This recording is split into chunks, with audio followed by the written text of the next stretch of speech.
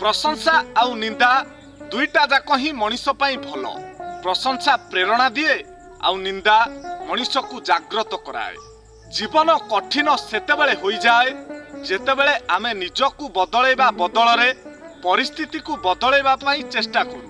वर्तमान समाजर वास्तवता राजप्रासाद भली बड़ घर किंतु परिवार छोट, बैंक बैलेंस प्रचुर किंतु मनरे शांति नाही, बड़ बड़ डिग्री अथच कॉमन सेंस रो अभाव, हातरे दामी घड़ी किंतु समयर घोर अभाव, फेसबुक फ्रेंड प्रबल किंतु पाखरे छिड़ा हेबाकू केही नथांती, गाई को आवश्यकता ठारू अधिक घास मिलिगले से ताकू न खाई ता उपरे सोई पड़े।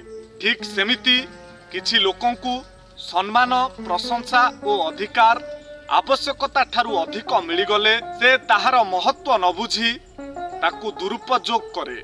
जदि जानी पारुछंती लोकटी डिप्रेशन रे अछि तेबे ताकू किछि ज्ञान बा एडवाइस देबे नाही। से कोन कहिबाकू चाहुछंती प्रथमे ताहा सुनंतु, कारण एही समय रे लोकटी एडवाइस सुनिबाकू नुहे, केवल चाहे ता अंतरर कथा गुड़ा किए मन देई सुनु। दुनिया रे समस्तंक पाई भलो चिंता कले भी तुमे केबे भी समस्तंक पाई भलो होई पारिबो नाही, काहेकि ना सबु जागारे सबु लोक समान नुहंती।